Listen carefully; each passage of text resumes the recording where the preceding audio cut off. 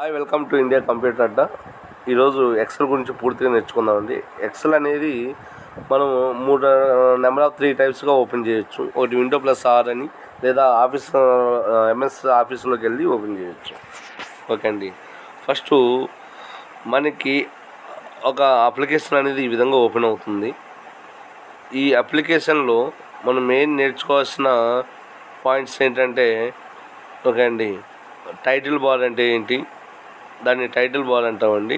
Title bar అంటే ఏ application open చేస్తామో ఆ అప్లికేషన్ యొక్క పేరు కలిగి ఉండేదానిని టైటిల్ బార్ అని అంటాము. ఓకేనండి. అదేవిధంగా మనం నెక్స్ట్ నేర్చుకోవాల్సింది ఏంటంటే, అసలు మినిమైజ్ అంటే ఏంటి, మ్యాక్సిమైజ్ అంటే ఏంటి, క్లోజ్ అంటే ఏంటి. ఎనీ అప్లికేషన్ మినిమైజ్ చేస్తే టాస్క్ బార్, ఇది ఆఫీస్ బటన్ అంటాము. ఓకేనా. దీన్ని వచ్చేసి కస్టమ్ క్విక్ యాక్సెస్ బార్ అంటాం. దీంట్లో ఏదైనా డైరెక్ట్గా సేవ్ చేసుకోవాలన్నా కానీ, ఓపెన్ చేయాలన్నా కానీ, న్యూ పేజ్ తీసుకోవాలన్నా కానీ అలా తీసుకోవచ్చు. లేదా Ctrl+N అని తీసుకోవచ్చు. లేదా ఆఫీస్ బటన్లో వెళ్ళి కూడా మనం తీసుకోవచ్చు అనమాట.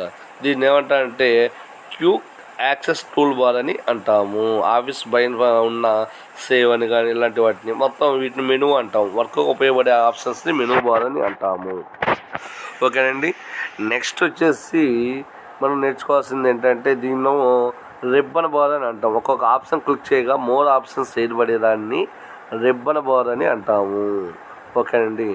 నెక్స్ట్ స్టెప్ వచ్చేసి ఒక్కొక్క ఆప్షన్ క్లిక్ చేస్తే చూడండి మనకి మోర్ ఆప్షన్స్ అనేవి ఓపెన్ అయినాయి.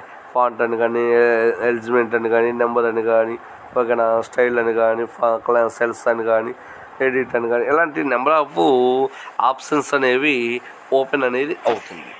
ఓకే అండి. సో అయితే మనం నేర్చుకోవాల్సిన మెయిన్ పాయింట్ ఏంటి అని అన్నట్లయితే, ఓకే అండి, ఎక్సెల్లో ఒక్కొక్క మెనూ వల్ల యూజెస్ ఏంటి, ఆ మెనూ అనేది మనకి ఎటువంటి మోర్ ఆప్షన్స్ అందిస్తుందో ఒక్కొక్క ఆప్షన్ గురించి తెలుసుకున్నట్లయితే మనం వర్క్ చేయటం అనేది చాలా సులువుగా ఉంటుందని కూడా చెప్పవచ్చు. Horizontal plus vertical total adding cell creating, అది మెయిన్ ఇంపార్టెంట్ అండి. హారిజాంటల్ ప్లస్ వర్టికల్ రెండు క్రియేట్ అవ్వగా ఏర్పడేదాన్నే సెల్ అంటాం. దీన్ని నేమ్ ఆఫ్ బాక్స్ అంటాము. దీన్ని ఫార్ములా బార్ అని అంటాం. ఓకే అండి.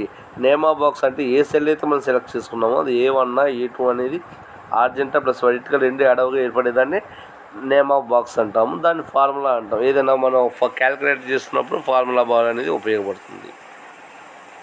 ఓకే అండి. ఇది వర్క్ షీట్ అంటాము. దీన్ని స్ప్రెడ్ షీట్ అని కూడా అనవచ్చు. ఎందుకంటే cells plus horizontal plus vertical total all cells creating కాబట్టి మనము ఈ యొక్క షీట్ని స్ప్రెడ్ షీట్ అనవచ్చు, లేదా వర్క్ షీట్ అని కూడా అనవచ్చు అనమాట.